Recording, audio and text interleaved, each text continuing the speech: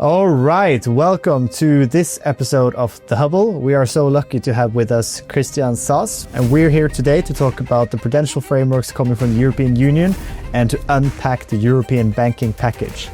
So we represent the interests of the German private banks. We have around 170 member institutions. And why do we need the European banking package, or the end game? Why do we need it, and why do we need it now? Yeah, that's a pretty good question. Why do we actually need it? The level of detail and sophistication that we are looking at ESG factors has massively increased over the last 50 to 20 years, even during the last 5 years. So we need to do what we can to avoid to have another financial crisis ever again. What do you think the consequences will be if banks aren't factoring in climate risks into collateral value, for instance?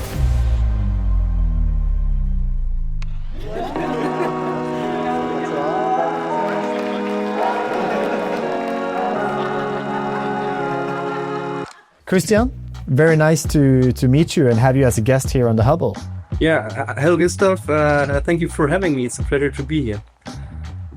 So let's just start the conversation with a little bit of an introduction. Who are you and what's your current role?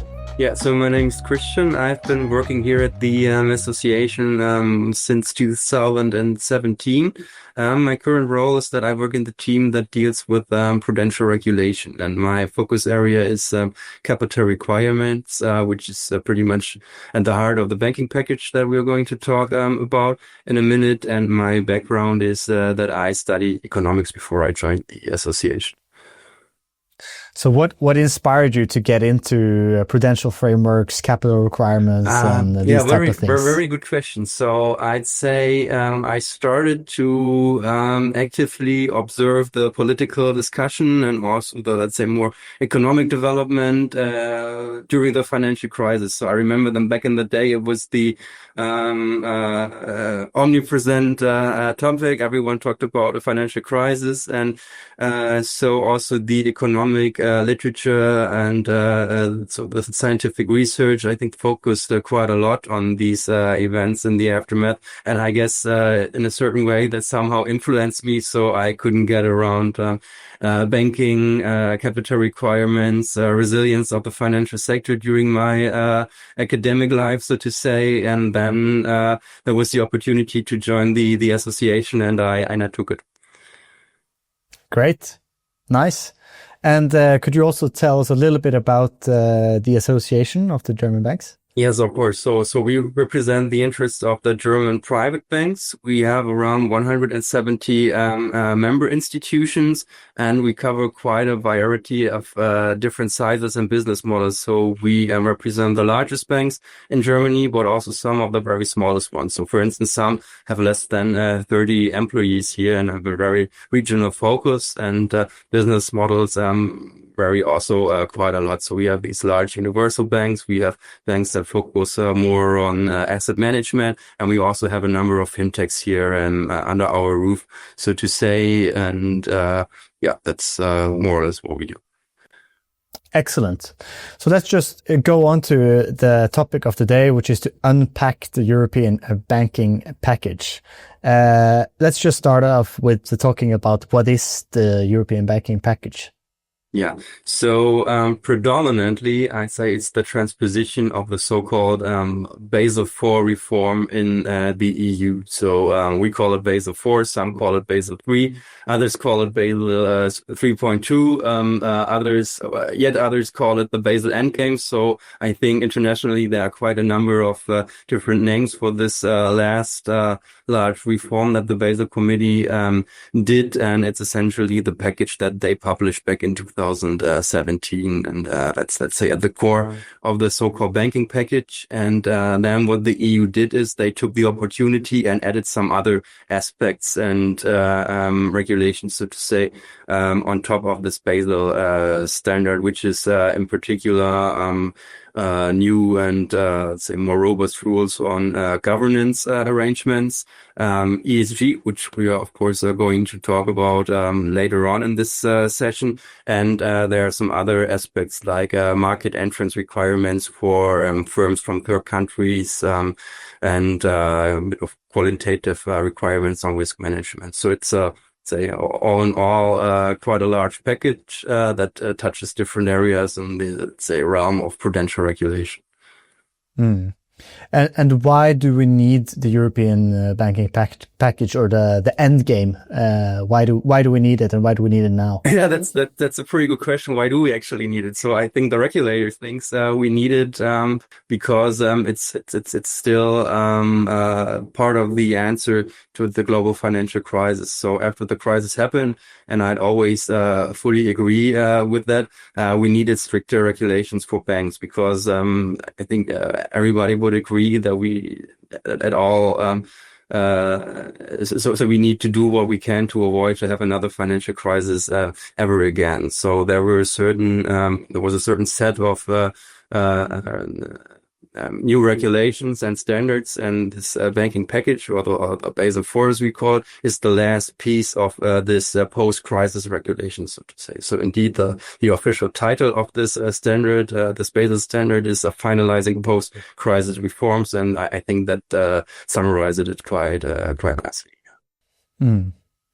And could you rewind a little bit to before 2008 and after 2008, and what the new things are with this package? Yeah. So the main difference, I'd say, is after all that the level of capital requirements has been increased quite significantly. So in effect, then, or as a consequence, the actual level of capital that banks hold in Europe nowadays are more than twice as high as before the financial crisis. So it's very, let's say, granular and complex.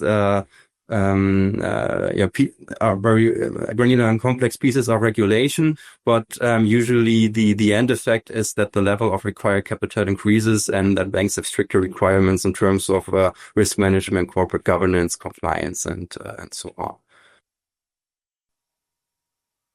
So it's about risk management to prevent the level of risk that was taken prior to these I'd say are the two main pillars. Yeah. And then you have certain new aspects that comes in, such as ESG as well, which we'll touch a little bit upon. But that is something new compared to how risk management was done before 2008, or. That's actually a good question. I think it's indeed new as a specific term, so to say. So of course, people nowadays are thinking about ESG, climate risk, differently than 10 or 20 years ago. But on the other hand, I'd argue it has always been a core task of banks to assess, manage, monitor risks. So in a certain way, I'd say they've always tried to factor in all relevant aspects and look at anything that's influencing for instance, creditworthiness of their borrowers, or the asset values of the assets they hold. So I think the idea as such is not completely new. So it has been around for perhaps hundreds of years, so to say. But of course, I'd agree that the level of detail and sophistication that we are looking at ESG factors has, of course, massively increased over the last not only 50 to 20 years, but even during the last 5 years, of course. Mm. And a central part of this new package is how the banks are calculating their risk-weighted assets. Yeah. Could you explain a little bit about that concept? In general. Indeed. So I admit here it becomes a bit technical, I'm afraid, but I think it's worth having at least a very brief look at this concept, because I guess you need to understand that before you can understand the impact of this new regulation. And the thing is that we've talked about capital requirements already now, and if you think about the capital requirements, you would perhaps imagine it as a certain ratio of your capital, like own funds, in relation to your balance sheet, for instance. And banks do have such a ratio, and that's called the leverage ratio. But as a matter of fact, that's usually not the most relevant and the binding one, but banks have a different capital requirement and capital ratio, and that's their own funds in relation to their so-called risk-weighted assets. So as you rightly mentioned, RWA, and the idea behind that is that you should have the riskiness of certain assets or activities that banks conduct as a determining factor for the level of required capital. And so to give you an example, if you have these risk-weighted assets, you have a different risk weight for a loan to a large corporate compared to venture capital in a startup, for instance. So the result is you will have a higher risk weight for more risky or riskier engagements, and then in turn higher capital requirements resulting from that. So this is the basic concept of a RWA, that you have a risk-based or risk-weighted capital requirement in the end. And as you also mentioned, this is not something new. Like startups and more riskier assets are perceived more risky, and thus priced into the financing that they're able to achieve from a bank. But what we're curious about here is what is the new changes related to this calculations of risk-weighted assets with the new package? Yeah, so in practice, these calculation of these risk weights are quite complicated, to be honest. So there's different regimes within these set of rules. So banks can choose from different approaches, and they have to perform different calculations. So, for instance, one a possibility is that banks use their internal risk models to quantify, for instance, probabilities of default, losses in the event of a default. So they can run regressions and analyze their internal and external data, and then try and get a parameter that's as up to date and accurate as possible, and then that will somehow be the basis for the resulting capital requirement. Then, on the other hand, for instance, there is also a so-called standardized regime within these rules that has certain risk weights implemented directly into the regulations. So banks do not perform their own calculations and run their own risk models, but they rather have a look at a set of rules. So, for instance, you look at whether your borrower is a corporate or a private person. You look at an external rating. If it's real estate financing, you look at the immovable property and its value. So it's still, let's say, very complicated, but it contains, let's say, pre-described risk weights from the regulator. And then you can do that for credit risk. The banks need to do that for market risk, for operational risk. So the whole story gets quite complicated, and you get hundreds of pages of prescriptions on how exactly banks have to do these calculations to arrive at their risk-weighted assets. And that's also where the changes are made. So as you correctly mentioned, banks calculated RWA before the crisis and before the latest reform. But this very last reform, or the core of this reform, is that the rules how to calculate these risk-weighted assets are massively changed. And how do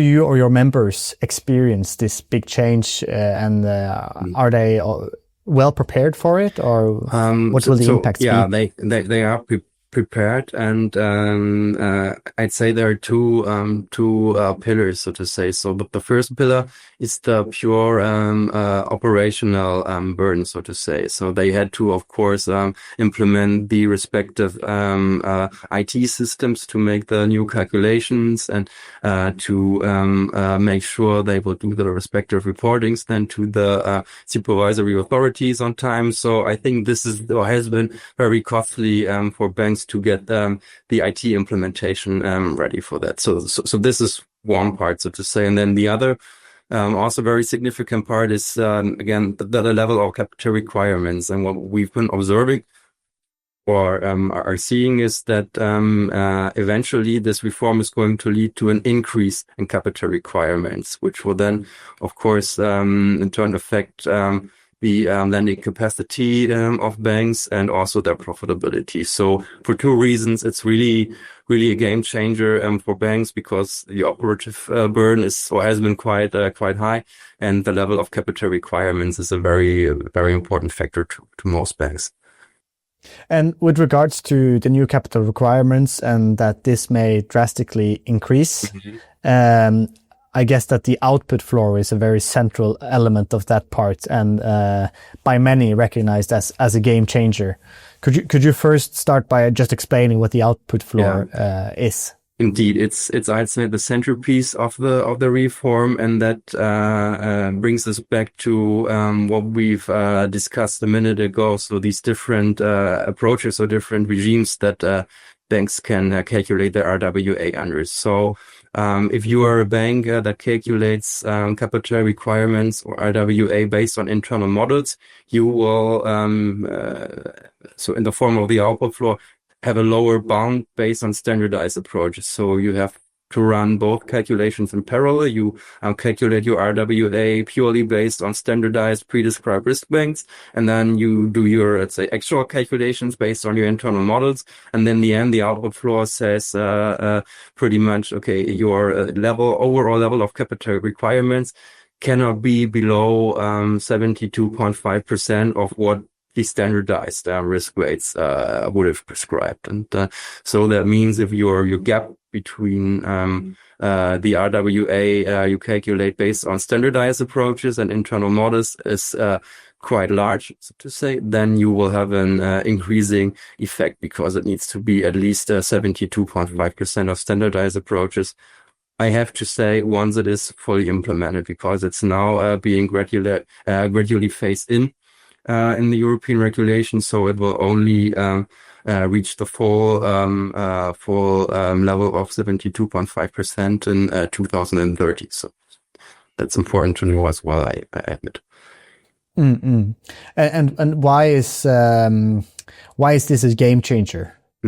So again, I guess the output floor is a game changer for two reasons, and it's a bit similar to the separation we had a minute ago. So again, it's an operative burden. So because nowadays banks can use their internal models, and in the future or now they have to calculate the standardized approaches in parallel, which just adds costs for that. Then it's also if it became binding, it would also not be that easy anymore to actually figure out what the capital requirement for an individual loan, for instance, is. So it's going to be more difficult for them to actually do their, let's say, internal allocation of capital requirements back to individual activities. So the, let's say, steering and risk management gets more complicated. That's another challenge. And then, of course, the last and perhaps most important one is the increase in capital requirements. So I guess banks have two main resources or input factors, so to say, which is liquidity and capital, which they need to then in turn give loans to the economy or invest in bonds or whatsoever to finance the economy. And that means if these capital requirements are increased, it will become more challenging for banks to lend. So there's perhaps. So you could always argue how the mechanism works from an economic point of view, so to say. So I'd argue if you have higher capital requirements, you will have to adjust the pricing for your products, and it will become more costly in turn then for your customers to take out loans. Interest rates might increase, and then as a result, the overall amount of lending might decrease, at least in a, let's say, all else being equal, from an all else being equal perspective. So it depends on how you look at it, but I guess either the pricing for loans would have to increase, or on the other hand, the amount of loans that bank can provide would decrease, which is of course both not desirable from an economic point of view.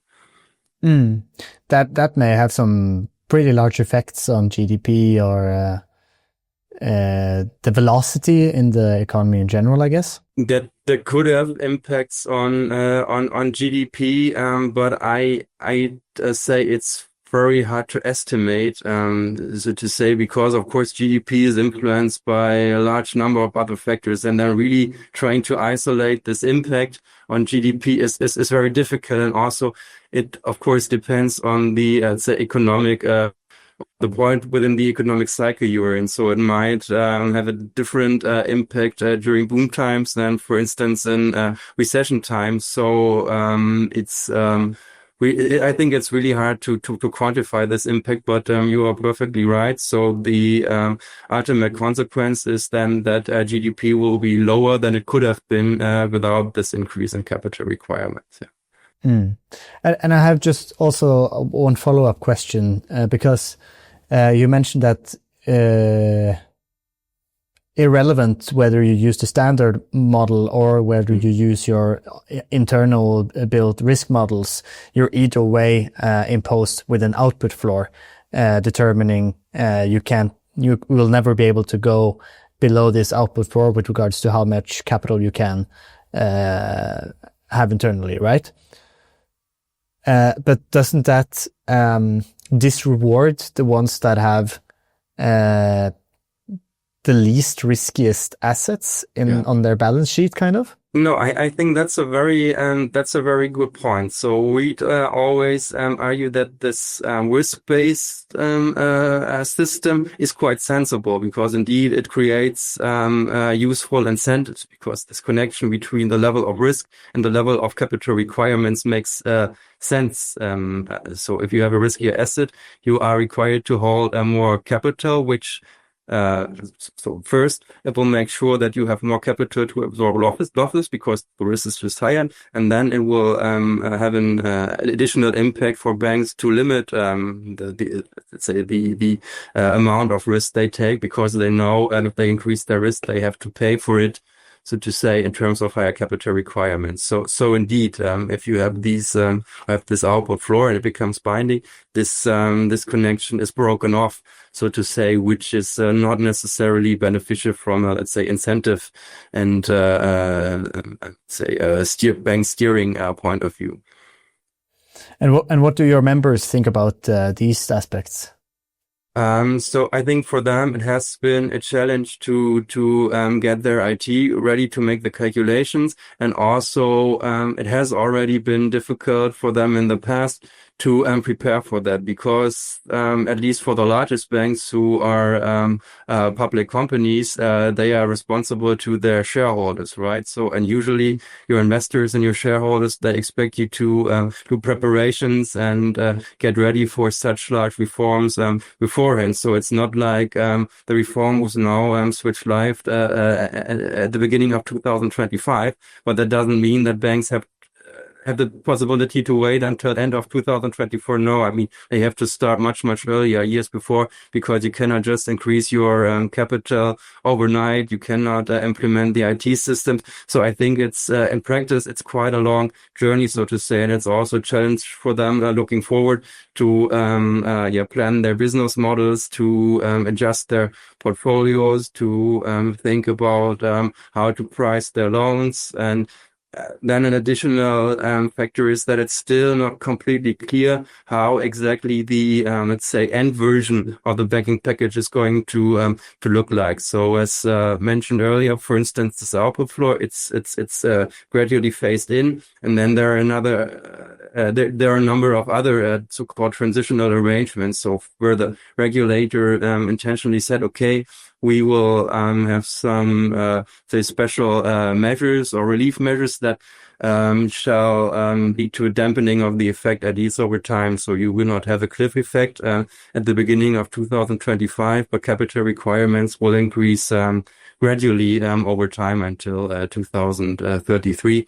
I think, and they also have explicitly included review clauses saying, okay, during that time, the regulators and supervisory authorities should analyze the situation of the banking sector and also the, let's say, justification of these transitional measures, and then based on that, the European Commission might extend these transitional arrangements or even make them permanent. And that's still not clear. So let's say an additional challenge for banks is that there is no full planning security, so to say. So that's why we say we should by we, I mean the European Union and especially the European Commission now move on with this analysis and assessment process as swiftly as possible, because we then need, let's say, certain measures and clarity on how the package is going to look in the future, because that will help then help banks in terms of planning security. Sounds like the European Commission is operating in classic European Commission style with regards to a little bit unclarity. That's pretty much right. So as far as I know, I mean, they have this mandate and they have already started the discussions internally, also with external stakeholders. And there is this kind of project and they are working on a report. But my understanding is that their plan is to come up with this report by the end of 2026. And yeah, you're absolutely right. I mean, who am I to judge? But from our point of view, it would be great if they could speed this up a little, to be honest. Yeah. Most def. We have to talk a little bit about how sustainability risks come into play with these new capital requirements. Could you explain how physical climate risks and transition risk now will be more important with the new banking package? Absolutely. So it plays a role at, let's say, various areas throughout the package. So ESG is more or less all over the place, you could say. And to give you an example, banks are now required to factor in ESG factors in their internal models explicitly. So to take you back a couple of minutes, so banks still have the opportunity to calculate the capital requirements based on risk models, and they have to estimate probabilities of default, for instance. And when they do so, they explicitly need to factor in ESG factors. So could, of course, be transition risk, could also be physical risk, probably rather in the case of the value of collateral. So that's also something that banks have to estimate. So these are, for instance, two exemplary channels where these ESG or let's say climate considerations factor into capital requirements, but also within the, let's say, standardized world or standardized approaches, the value of a movable property has an influence on the level of capital requirements. And there, for example, there is a special rule now in the new regulation that says you have to revalue your movable property collateral frequently. And you also have to revalue if there are any indications that there are ESG related factors impacting the value. So as an example could be that there are legal energy efficiency requirements implemented. And then, of course, that will somehow affect the value of your movable property if it doesn't satisfy the new energy efficiency requirements. Just to give you an example, so I think the valuation of collateral is also a very, let's say, important transmission channel, so to say, where ESG considerations feed into to the capital requirements. And then another aspect could, No, please just go on. And another aspect, to give you some more, could be external ratings by rating agencies, right? So ratings agencies, as far as I understand, they need to factor in ESG considerations as well in their ratings, and then in turn also influences the RWA calculations and capital requirements of banks. And so these are two or three examples for transmission channels, I guess, where sustainability feeds into the capital requirements. And then on the other hand, you have, of course, more qualitative considerations, so to say. So leaving aside the quantitative level of capital requirements, you have rules that set out expectations towards banks on their internal risk management. So they are asked to factor in ESG considerations in the internal risk management. For instance, they have to do scenario analysis over longer periods of time. They also have to come up with so-called transition plans where they very clearly and explicitly state their sustainability related goals, and they have to make a specific plan on how they are aiming to reach those goals. For instance, engagement strategies with their customers, so how they are going to work it out together with their customers. They have to specify certain metrics. So this is also, let's say, a very large piece and complex piece of regulation that tells banks in a pretty detailed way how exactly to factor in ESG risk, how to specify their transition plans, and how to move on with that. What do you think the consequences will be if banks aren't factoring in climate risks into collateral value, for instance? So you mean if they are not factoring them in, right? Yeah.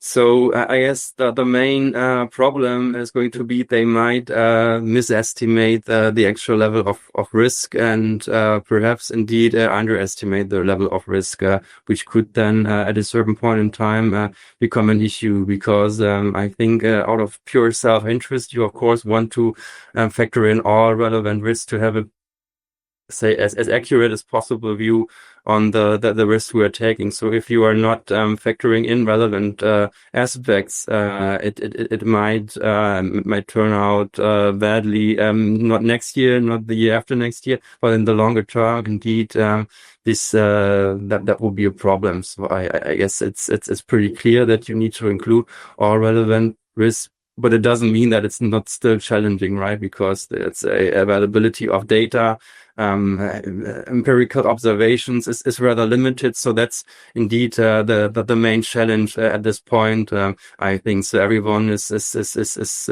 aware and agrees that it's important to try and quantify and measure and monitor these risks. But it's much more difficult than with other more traditional risks, because you simply do not have the data to that extent that you have for other exactly. You lack the historical data, the long time series of how much default rates will come from, let's say, energy performance certificates, for instance. You don't have those 100 long time series as you do with let's say credit risk or some other important factors. Curious about one thing. We're approaching the end here, but we have heard from other guests on the Hubble that many banks, they lean on the insurance coverage, for instance, with regards to the physical climate risks. But we're also seeing that damages are rising in both frequency and in severity with regards to costs. We saw that the former CEO of Allianz was out warning that going into the next century that the rise of climate events will be so large that insurance companies and their business models are threatened. So we see this growing insurance gap emerging. Now, you're not representing the German Association of Insurance Companies, but how do you see your members approach this issue of the growing insurance gap? No, indeed, I agree. It's a potential issue. It depends, of course, on I'd say pretty much most relevant factor is location, right? So where we see this, or where I observe this issue, is when trying to insure real estate, for instance. So depending on where this is located, this can become an issue in the future. And indeed, from the perspective of banks, insurance is, of course, let's say, prerequisite or requirement to make sure that the value remains stable over time. And if you do not have that anymore, and your collateral is destroyed, pretty much, that's of course something you have to factor in. So I think insurance is a very important part, also from the perspective of banks, to mitigate your own risks. So as such, I agree that it's something that we need to find a solution for. I must admit, I do not have that solution. So I understand that from the point of view of the insurers, it becomes increasingly difficult in some areas to ensure those risks, and I respect that. And but still, we should try and explore solutions for that issue to make it then easier both for homeowners, for instance, and also for banks to mitigate their risk, because that's of course essential. Absolutely. Great. We're approaching the end here, Christian, but do you have any final concluding marks on what to expect going into 2026 and beyond? So I think it's going to remain very interesting, also challenging for everyone, of course, also for banks. What I've been perceiving is that we've made quite some progress in terms of quantifying and assessing climate risk. And then the next big topic, from what I understand, is going to be biodiversity, maybe. So I'm going to be interesting to see how that is going to evolve and to play out. And other than that, I can only state again that, of course, the German banking sector, the German banks are committed to foster the greening of the economy, and we are, of course, working on this topic very, very intensely, and we will continue to factor in ESG risk and to try and do our best to support our customers in mastering this challenging green transition. Sounds great. Christian, thank you so much for taking the time to join in on the Hubble. Looking forward to follow that progress going forward, and super interesting talk. So thank you very, very much. Thank you. It has been a pleasure.